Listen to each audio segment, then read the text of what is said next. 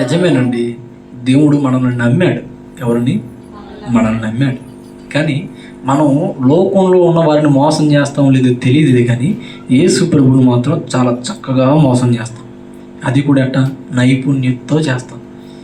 నేర్చుకున్నారు ఈరోజు చాలామంది. ఏంటిది? యేసయ్యని మోసం చేయడం నేర్చుకున్నారండి. యేసయ్యని మోసం చేయడం చాలా చక్కగా నేర్చుకున్నారు. కానీ మోసపోకుడి దేవుడు పొరపాటును కూడా విక్రించబడడు. మోసం చేస్తున్నాం అని అనుకుంటూనే మనం మోసపోతున్నాం. ఎవరి చేత? దుష్టుడి చేత. భ్రమలో బ్రతుకుతున్నారు చాలామంది. ఎలా? భ్రమలో బ్రతుకుతూ ఉన్నారు.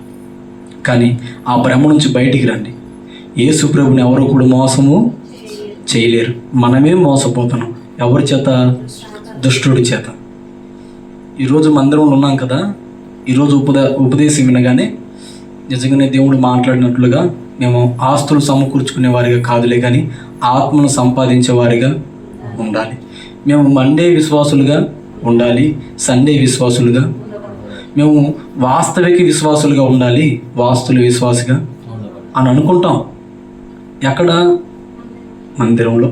కానీ ఇక్కడ నుంచి ఇంటికి వెళ్ళగానే నిజం చెప్పండి, పోయిన వారం చెప్పబడిన వాక్యం ఎంతమంది గుర్తుంది? నేను ఏదైనా ఒక చిన్న మాట చెప్పాను అనుకోండి, మరలా మీరు నాకు ఉపదేశం చేస్తారు. కానీ నా మాట చెప్పిందాక మీకు మాత్రం అది గుర్తురాదు కదా?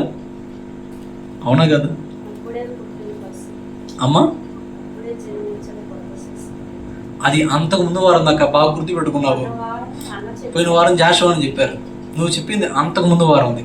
అవును, దేవునికి మహిమ కలుగును గాక. 2 వారాలు గుర్తు పెట్టుకున్నందుకు కృతజ్ఞతలాక. నా ప్రయాసం అర్థం కాలేదు. ఏంటిది? అప్పుడే పుట్టిన శిశువును పోలి ఉండాలా. అప్పుడే పుట్టిన శిశువు ఎవరినైనా తిట్టగలుగుతాడా? కొట్టగలుగుతాడా? అవునా కదా? ఎలా ఉంటాడంటే ఎవరు వచ్చినా సరే వాడు తిడుతున్నా చూస్తూనే ఉంటాడు. అవునా? పొగుడుతున్నా చూస్తూనే ఉంటాడు. వాళ్ళ అమ్మని తిట్టినా చూస్తాడు, వాళ్ళ నాన్న తిట్టినా, ఏమన్నా చేయని స్పందన మాత్రం ఒకేలా ఉండిద్ది. ఏమన్నా చెప్పు, నవ్వుతానే చూస్తాడు. దేవుడు అంటాడు కదా, నా సేవకుడు కాకపోతే ఎవడరా చెవిటివాడు, నా సేవకుడు కాకపోతే ఎవడ గుడ్డివాడు. అవునా? అలానే ఈ కొత్తగా పుట్టిన శిశువు కూడా చూస్తానే ఉంటాడు. అంటే అలా ఒక క్రైస్తవుడు ఉండాలి అని దేవుడు మాట్లాడాడు ఆ రోజు. అందరి బట్టి ప్రభువుకు మహిమ కలుగును గాక. హల్లెలూయా. కాబట్టి చెప్పబడుతున్న వాక్యాలు కనుక మన హృదయంలో దాచి ఉంచుకోగలిగితే తప్పకుండా మనమందరము కూడా ఉన్నతమైన స్థితిలో ఉండగలుగుతాం. అవునా? ఎందుకు అంటే మన శరీరానికి ఆహారం ఎంత శక్తిని ఇచ్చిద్దో మన ఆత్మకి కూడా వాక్యము అంతే శక్తిని ఇచ్చింది. వాక్యము మనలో నిలిచి ఉండకుండా మనం ప్రభు కొరకు బ్రతకాలి అంటే కష్టం.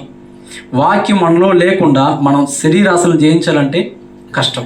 యేసన్న గారు అన్నాడు ఏమనంటే, నీ కృపా నాలో వ్యర్థము కాలేదు, నీ కృపా వాక్యమే చేదైన వేరు ఏదైనా నాలో మలువా నివ్వలేదులే. చేదైన వేరు యేసన్న గారిలో మలవకుండా చేసింది ఏంటిదండి? ఏంటిది? దేవుని వాక్యం. ఈ వాక్యం మనలో ఉందనుకోండి, మనలో కూడా చేదైన వేరు ఏది కూడా మలవటానికి ఏమాత్రం వీలు ఉండదు. వాక్యం లేదనుకోండి ఇంకేం మలుస్తాయి? వాటి ఇట్టానుసారం ఇంకా ఖాళీగా ఉన్నవాడికి ఖర్చు లేని ఆలోచనలని. అర్థమవుతుందా? ఇంకా హృదయం ఖాళీగా ఉంది కాబట్టి ఒక దారి అవుతాం. అర్థమవుతుందా? కాబట్టి మన హృదయాలు ఖాళీగా ఉండకూడదు, పొరపాటును కూడా ఉండనేమాకండి. ఏదైనా ఖాళీ సమయం దొరికితే ఆదివారం రోజు దేవుడు ఏం మాట్లాడాడు అదన్నా గుర్తు తెచ్చుకోండి, లేదా వాక్యమన్నా చదవండి, లేక దేవుణ్ణి స్తుతించడమైనా, లేక ప్రార్థన అయినా. ఇలా ఉన్నారనుకోండి ప్రభు కొరకు నిలబడతారు. లేదనుకోండి ఏమవుతారు? బాగా చెప్పమ్మా, లోకం కొరకు నిలబడతాం.